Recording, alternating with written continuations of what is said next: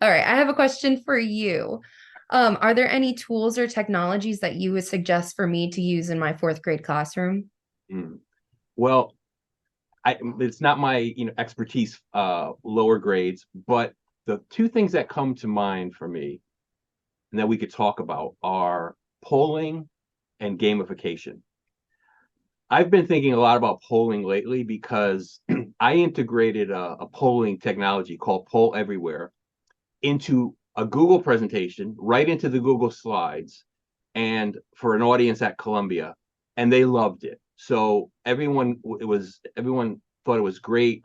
The polls were happening in real time. People were using their phones and seeing the results, and it worked really great. So polling has been something I've been thinking about. I think, and we could talk about whether polling could be utilized in your class at fourth grade. But before that, the reasons I think polling is great, I think there are three main reasons that polling really works, and it's something to consider for your class. One, it's really fun. I don't know what it is about people and polls, but people love to wait and see what other people have said and what people think in comparison to what they think, and it just adds a layer of a little fun to anything you're doing. So it's really an enjoyable thing. Adults find it fun. I'm sure kids would find it fun too.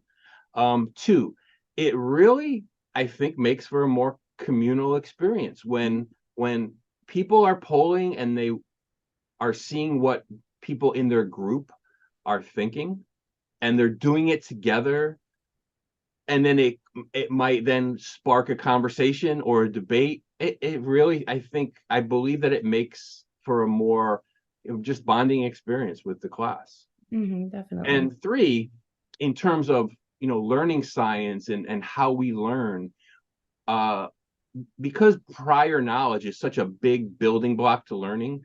uh the problem with prior knowledge is it really could help in learning, but prior knowledge could really hinder your learning if your prior knowledge is, faulty or wrong. Hmm. It's really hard to get at the prior knowledge of your students, but with a few well-designed poll questions, I think it's really fast and easy to be able to get at what you thought they knew and are wrong about, and then Hmm. you could restructure your class because you could have that moment of like, ooh, I thought they all thought this, but they don't. I need to maybe go back. But the ability to do that in polling is so much faster than you know individually asking everyone, which is great too, but the poll just makes it, if you could design the right couple questions, you could really get a sense of where your students are. Yeah. So those are the three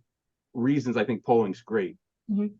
Now, in the presentation that we gave at Columbia, those were adults, and they all had a smartphone, and they were able to really easily use their smartphone.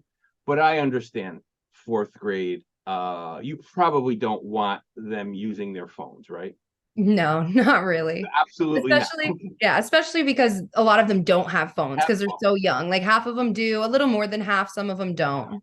Okay, so that's great. So that's a problem that one solution could be. There are polling tools that they have their own clickers or devices. You could buy a bunch of clickers, register them with your students, give them out, and take them back at the end of the day. A lot of them are really simple, like four buttons, A, B, C, D, and you could sort of know, because you're registering them with your students and putting their name on it, you get a Mhm. sense of like how they're doing, or you don't have to do that.